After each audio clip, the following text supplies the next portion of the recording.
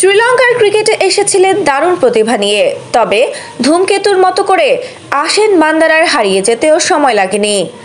আন্তর্জাতিক ক্রিকেট থেকে কিছুটা দূরে চলে গেলেও এখনও দ্বীপরাষ্ট্রটির ঘরোয়া ক্রিকেটে একেবারেই পরিচিত মুখ বান্দারা।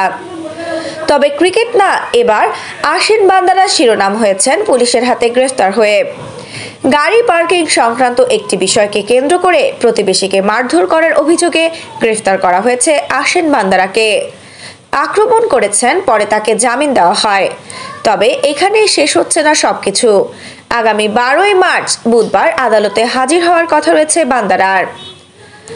শ্রীলঙ্কা পুলিশ জানিয়েছে, শনিবার সন্ধ্যায় পিলি আন্ডালার কোল্লামুন্নায় বান্দারার নিজ বাসার সামনে এই ঘটনা ঘটে। রাস্তা আটকে রেখে দাঁড়িয়ে থাকা গাড়ি নিয়ে বাকবিতণ্ডার জেরে প্রতিবেশীর বাড়িতে ঢুকে ওই ব্যক্তিকে মারধর করার অভিযোগ উঠেছে তার বিরুদ্ধে। শ্রীলঙ্কা পুলিশ জানিয়েছে, শনিবার সন্ধ্যায় এক প্রতিবেশী অভিযোগ করেন যে বান্দারা সমস্যা সৃষ্টি করছিলেন এবং তিনি অন্য কারো বাড়িতে জোর করে প্রবেশ করেছেন। দুজনের মৌখিক বিতর্ক পরে শারীরিক সংঘর্ষে রূপ নেয়। শনিবার রাতে তাকে হামলার সন্দেহে গ্রেফতার করা হয় এবং সেদিনই জামিন দেওয়া হয়।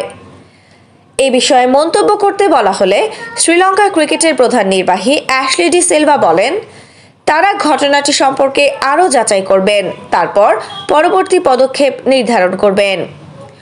বর্তমান বান্দারার কেন্দ্রীয় চুক্তিতে না থাকার কথাও তুলে ধরেন তিনি।